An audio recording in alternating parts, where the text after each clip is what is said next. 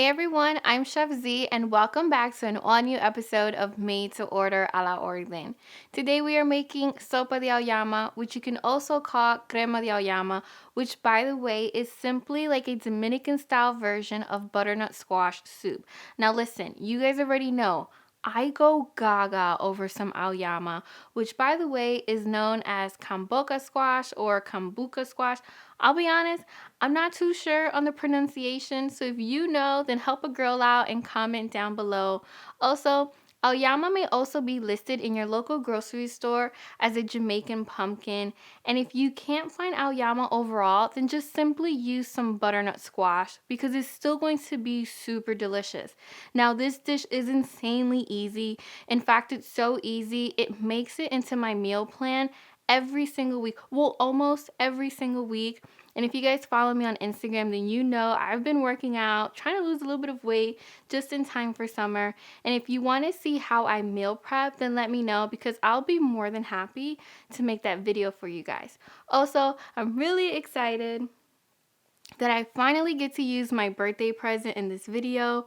I love this gadget. I think I have been using it non-stop since my birthday back in February. But listen, if you don't have this gadget, do not worry because you can also use a blender to make this soup and it's still going to be that easy and it comes together in no time. Let's go ahead and get started.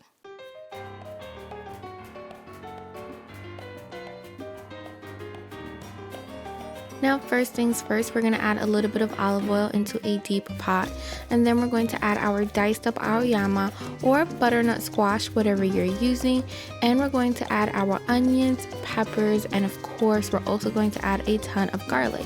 Then we're going to mix everything together.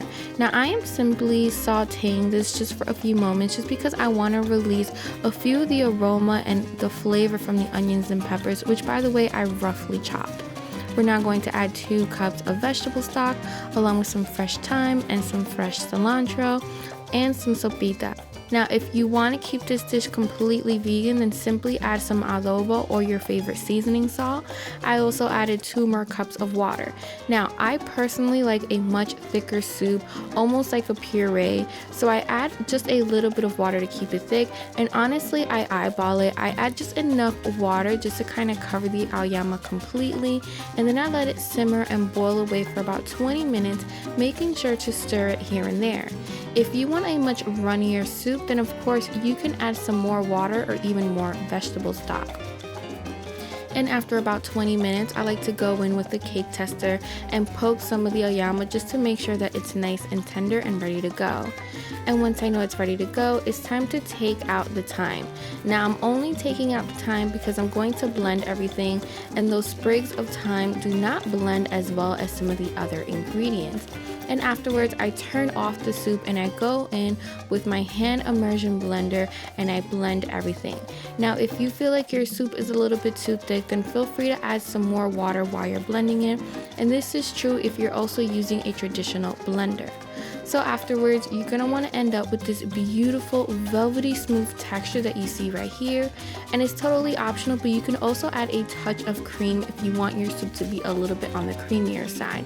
So there you guys have it, my recipe for Sopa de Auyama or Crema de Auyama, whatever you call it.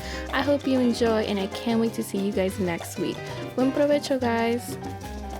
Looks like I'm churning butter.